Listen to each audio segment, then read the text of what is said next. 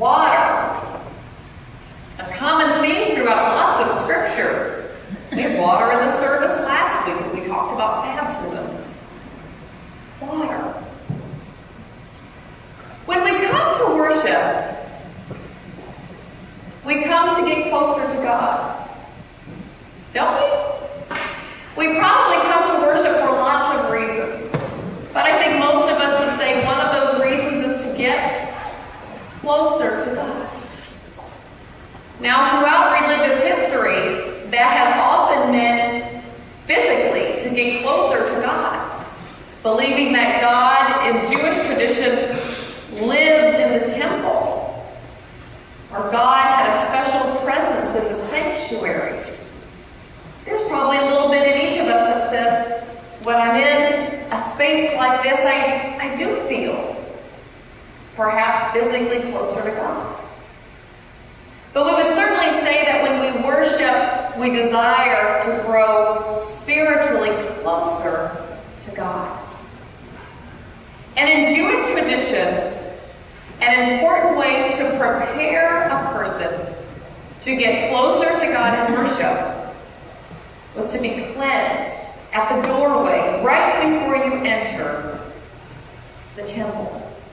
These Jewish rites of purification, as we heard about in Scripture, were greatly regulated in the Torah about how exactly they were supposed to be done, what kind of water and how it was supposed to be used and how much.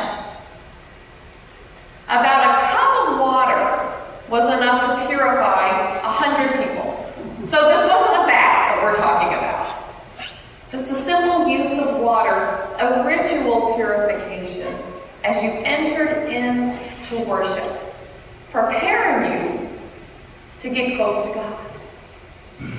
Now, do any of you come from religious traditions, or have you worshipped elsewhere before where there's water before you enter the sanctuary? Anybody?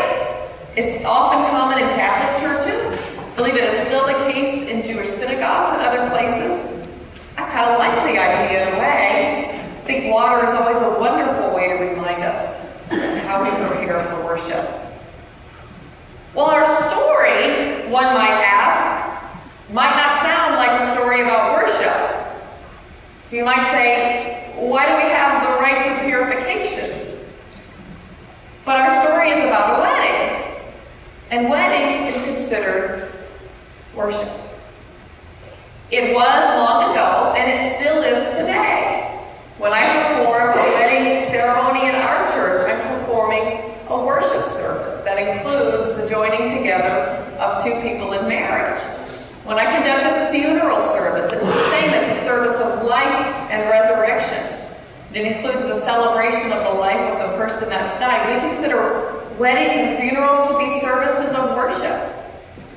And so in our scripture today, we have a wedding, but weddings were considered to be worship, and so people needed to prepare themselves to draw closer to God with all of the water, the stone water jars that were there.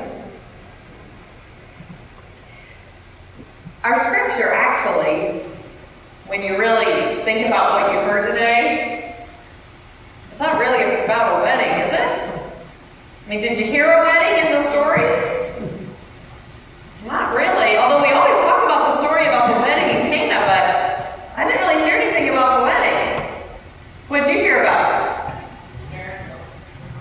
That's a good guess, but I think it's really about the party. Don't you think? I mean, we have a story about a wedding party. Now, fortunately, in Jewish tradition, the party was a part of the wedding, and all of that I'll explain in just a minute. But really, there's actually not one wedding in all the scripture. This is about the closest we get to the wedding. But we're at the wedding party. Jesus attended the wedding party.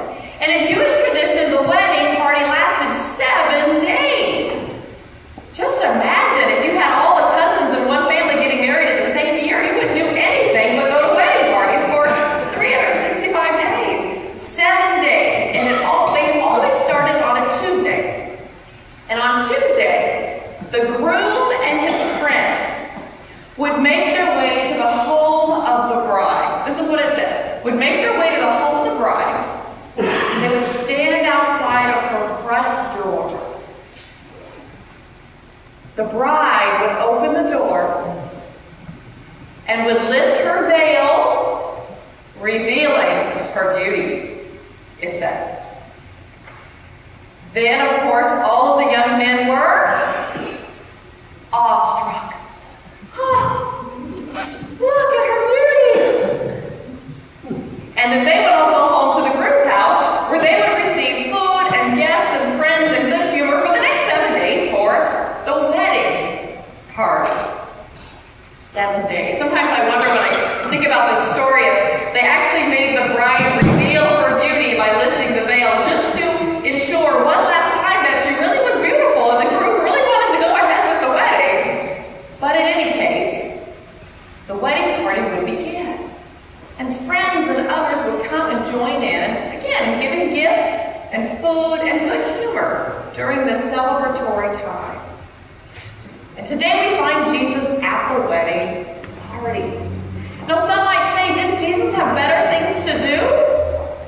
I mean, weren't there like people to be healed? Weren't there disciples to train? Weren't there crowds to manage? Sermons to preach?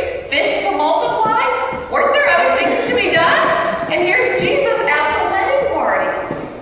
But we know that Jesus always wanted to spend time with the people, wherever the people were. And it sounds like this is a custom where lots of people enjoy being together and celebrating a marriage, not unlike today.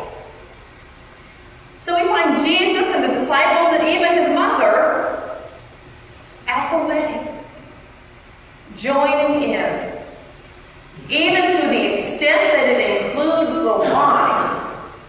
Us Protestants might read this story and think, Jesus, couldn't you have turned the water into grape juice? Wouldn't that have been more appropriate? Or if you were trying to think of a drink of the people, maybe as we translate Scripture now for contemporary days, perhaps we should have Jesus turning water into Sprite. I mean, everybody likes Sprite. It could be a story about Jesus turning water into Sprite. That doesn't have the same ring, does it? No. It's a story about wine. And we understand that wine was as much of a part of the wedding festivities in Jewish tradition as a ring or food or a veil. It's very much present. And it has been for many, many centuries in our own Christian tradition.